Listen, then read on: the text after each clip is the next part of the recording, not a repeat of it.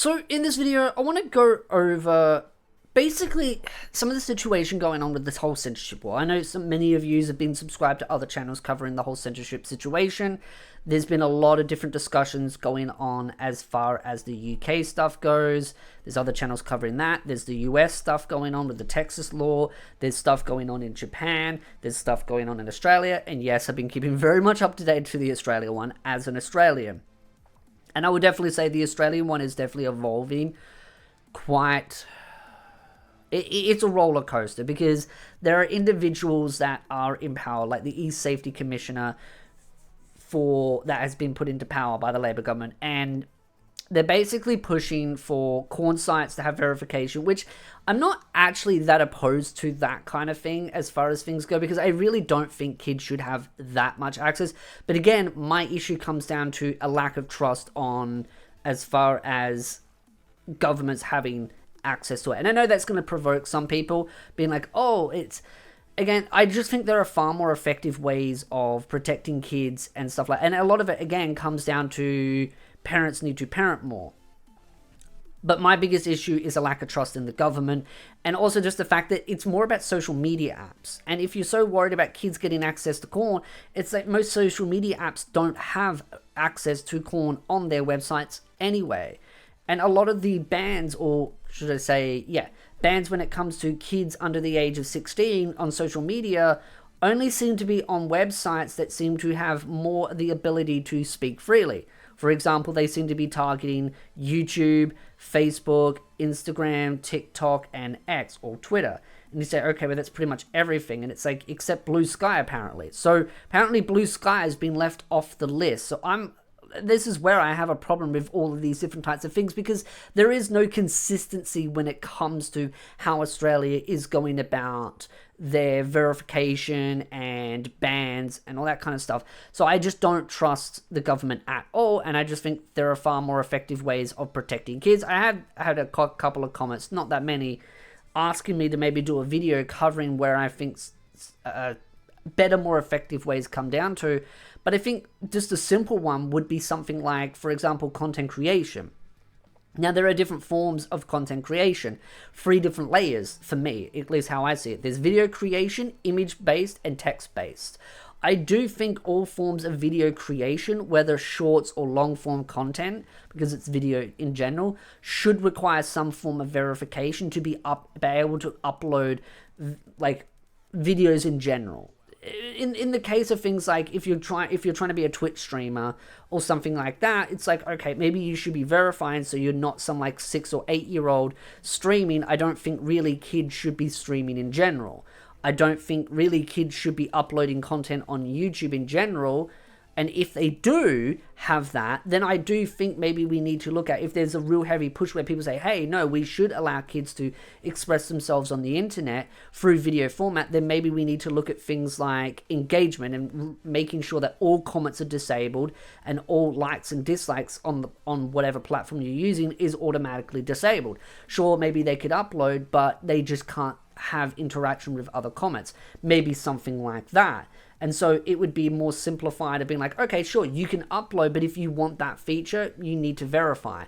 Because in the case of most content creation, if you're uploading on YouTube, you're going to pretty much verify it anyway, because you're going to want to be monetized, so you have to verify due to tax reasons. The same with X or Twitter is that if you want to make content on there, you're generally, and make any money, you're going to need to be verified. Pretty much the same with Twitch.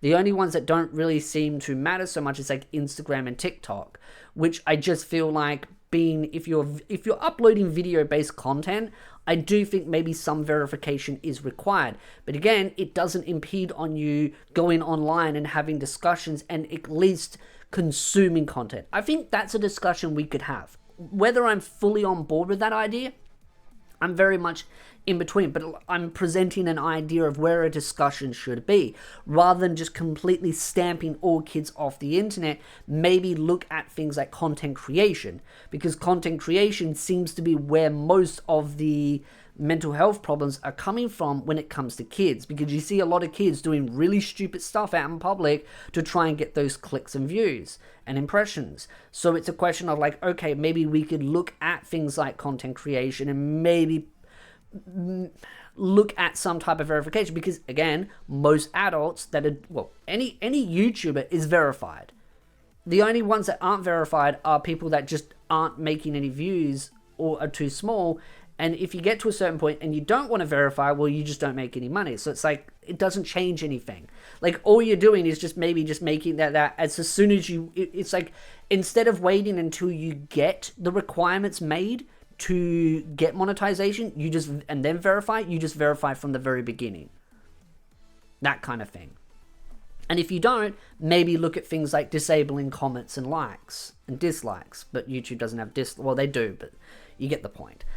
So that's just some of the things there. Like I said, I'm not deep in that idea of that's solidly what I think should be done. I'd have to think about it much more deeply, but I just think a conversation could be started there rather than being over extreme and just saying, let's just ban all kids in general, because I don't think it's helpful.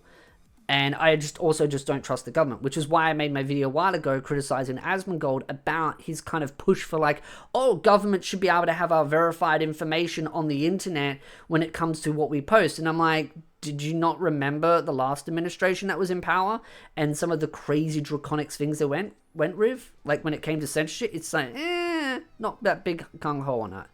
But talking about censorship, is a Twitter account by a politician in Japan that has been receiving threats of life. And it's very much prevalent that there are a lot of activists out there that are very much anti-censorship, that are trying to silence anyone that is calling out censorship. And they made a post about Bocchi the Rock, and that's a discussion that Chibi's been covering. I haven't covered it because it was just something I kind of saw sort of reading past, and I was like, oh, this looks a little bit more complex than what it seems. And I watched a couple of videos from other content creators. I kind of read into it a little bit myself.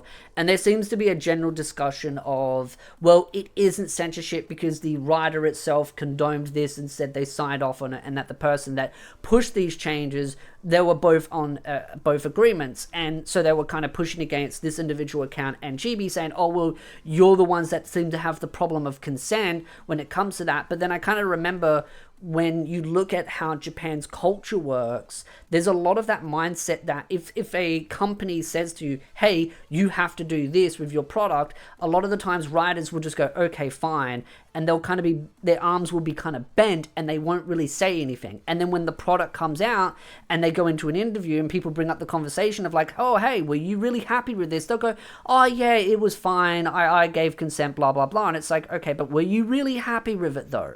And I use an example of another anime that just recently came out that, as some of us would call it, is a PowerPoint presentation. You know, if you know, an isekai that, yeah, turned into a PowerPoint presentation. The author then came out publicly and made multiple posts basically saying, hey, the studio's doing the best they can, and the publishers and all this other kind of stuff. And everyone could read between the lines that they were just doing PR speak, that they were just saying, yeah, everything's fine, yeah. But you could tell that they were disappointed, but they aren't allowed to show any disappointment or discontent or dissatisfaction. Why? Because in Japan, if you do that, well, corporations and other companies just won't want to ever work with you.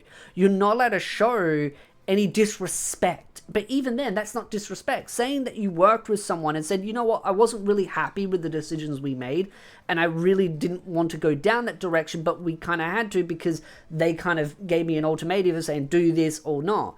And I'm not saying that's the exact situation for them, but it's just in generalization of Japan's kind of work culture and sort of corporate way of doing things, in my opinion, is quite toxic, and it almost feels a little bit bullying when it comes to corporations kind of towering over individuals, especially authors. And there have been many cases where I've read interviews where the authors have just said, yeah, they kind of forced me to change this thing because, well, it just didn't fit what would be marketable. And they were like, I really wanted to make this, but I got forced to change it, and I'm not really happy, but I can't say anything because, corporation and sort of the Japanese culture. So when I see something like Bocchi the Rock, I think of those situations where it's the writer saying, yeah, you know, I gave consent and it's all fine, handy dandy, but it's like, are they just saying that because they don't want to get into heat with the people involved in that product? And the fact that I think Bocchi the Rock is getting a sequel, whether it's a movie or a season 2, I'd have to remember off the top of my head. I can't remember exactly, but I believe it's getting a sequel in some degree. whether movie or season 2, it's like, do you really think they're going to want to stir the pot and rattle the cage and be like, yeah, I was dissatisfied with what they did with the first season? No, they're not, because it's going to make things awkward. So that's why when I see people say, oh, but the author gave consent, it's like, it's hard for me to take their words at face value when I know how the Japanese culture functions. And some people can say, well, that's just your interpretation on things and that's how you're perceiving it, and you're perceiving it in a way we don't like. And it's like, sure. But again, history has a tendency to repeat itself, and I feel like a lot of people do glorify Japan's work culture when it's extremely toxic. But that's the thing. It feels like they're more weebs than anything, where it's like they glorify Japan as if they're some perfect, omnipotent country, when Japan does have its flaws. And I do think their work culture and their grind mindset and their sort of corporate towering over the people is very much harmful. And I think that's where you get a lot of authors that wanted to do things and wanted to go down a certain path, and they end up just kind of getting crushed by sort of the gears. And Kadokawa is a known case of that, where I've seen many interviews and many stories coming out where Kadokawa is just like rolls over authors and just treats them like just, it's just part of a meat grinder. They just grind through them, and a lot of authors just lose a lot of passion for their projects because they just kind of get absolutely milked on a winning project that Kadokawa is just like, oh, we can make a lot of money. Grind, grind, grind, grind, grind. And they just lose all that passion. And there are many cases that I can think off the top of my head, but I'll let you think of some that maybe you would know of as well.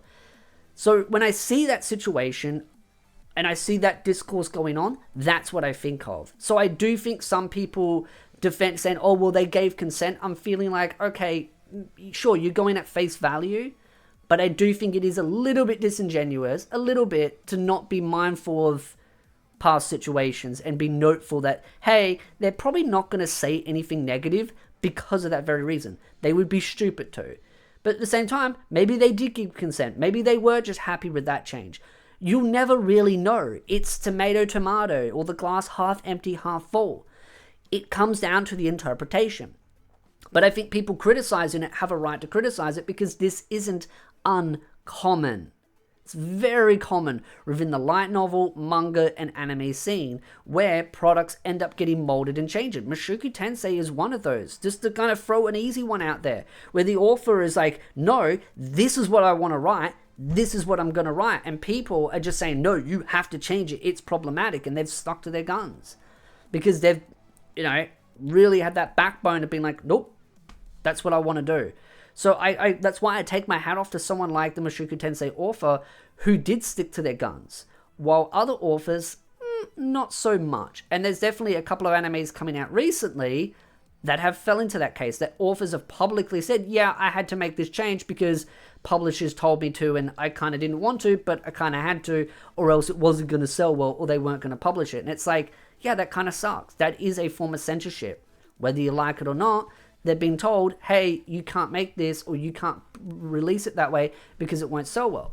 And I think a lot of people just want a product to be authentic. Like, they just want it, like, from anime to manga, or not anime to manga, light novel to anime, or even manga to anime. They just want a one-to-one as loyal as possible and not changed unnecessarily. Because I see a lot of people go, oh, you just want fan service where it's not needed. I think people just want the original authentic version. And it is kind of sad to see things get changed unnecessarily. But at the same time, there is that constant tug of war of what has been approved generally and what has kind of been, peer pressured. And you're never going to have an exact answer because I don't think anyone's going to give a true answer that will feel satisfying for either side. Because the author could turn around and say, yes, I was pressured, get into trouble, and then the fans on the other side would say, see, he got pressured because of the other side. Again, it turns into the glass half empty, half full. But I do, again, look at past situations, and history has a tendency to repeat itself. So I understand why certain politicians and content creators are criticizing it, saying, hey, This is an issue. But I also think some people kind of jumping on defending the whole censorship thing are just people just trying to look for a quick buck online to try and stir it up and go, look guys, censorship good, and try and spin it as some like hate farm on anime. And that's what I mean about the whole like, I don't like using the word tourist because I've seen a lot of people say, yeah, the word tourist gets overused. And I don't really like using the word tourist because it's one of those where it feels like it's getting watered down, and it feels, it's one of those where people don't really interpret it the correct way. I like to think of the word, instead of using the word tourist, more of anime poser or fake anime fan. There are a couple of other better words to use, but that's just a generalization. I just realized his birthday's on March the 9th. I'm on March the 10th. Cool. We're almost born on the same day. March represent. But yeah, I just kind of wanted to point that out because, yeah, there's a lot of stuff going on and I kind of wanted to give my own perspective of it. But I know either way, someone's going to look for some way to spin that. But you just got to be honest about, like, how things go. And, yeah, the author's been talking about a lot of stuff. I know, yeah. That one's going to get a juicy video made on by someone else. And I'll probably do a reaction on it, talking about this, because this person is notoriously known for interjecting politics, changing things unnecessarily, and yeah, they're going in. Who hires these people? Who doesn't vet these people? And it's just so stupid. But yeah, they ended up getting community noted on something, and the community note, I think, ended up getting removed. So it's very much, they are getting attacked from all different fronts, and that is something that's going on. There's a lot of people that are just kind of running in with sort of community, half-botched community notes to try and make people look like they're getting owned. In reality, it's just people being disingenuous. So community notes has its benefits, but it still sometimes can be very hit and miss. But that is a video that I'll probably be doing in the next day. I think there's a couple of content creators I'm guessing that are going to probably cover it. I think Chibi Reviews will probably cover it. Maybe Monta Sensei will cover it. If Monta Sensei covers it, I'll do a reaction to his video because I'm kind of curious to see what his opinion on it as well. So again, love to know your thoughts in the comment section down below. If you like this video, hit the like, subscribe, and I'll see you beautiful nerds in the next video.